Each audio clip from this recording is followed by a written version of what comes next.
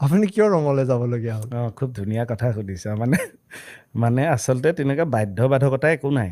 কথাটো হ'ল যে তাত যে আমি ইমান দিন কৰিলোঁ, মইতো 10 বছৰ কৰিছোঁৱে, লাষ্ট 2 বছৰমান আগত মোক কৰাটো কমিছে 2 এটা বাহিৰা কামৰ কাৰণে।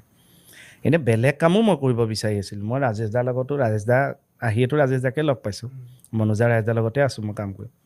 ৰাজেশ দাকো ক'লোঁ যে বেলেগ কিবা এটাও কৰিব বিচাৰোঁ, মানে যিহেতু এতিয়া কামবোৰ আহিছে, আগতে নাছিল, সেইখনে কণ্টিনিউ কৰোঁ। তাৰপৰা এইবিলাক যিবোৰ টেকনিকেল কথাও পাতিছোঁ যে বেলেগ কেৰেক্টাৰ ল'ব জানো আমুক তামুক, মই বোলো নল'বও পাৰে, কিন্তু নলয় বুলিতো বহি থাকিলেও নহ'ব, এবাৰমানতো ট্ৰাইও কৰিব লাগিব।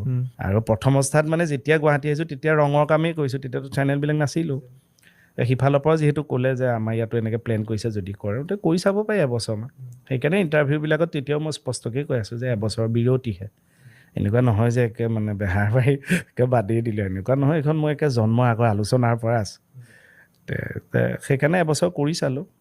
ভিডিঅ'টো যদি মানুহলোকে চালে প্লিজ চেনেলটো ছাবস্ক্ৰাইব কৰিবলৈ নাপাহৰিব।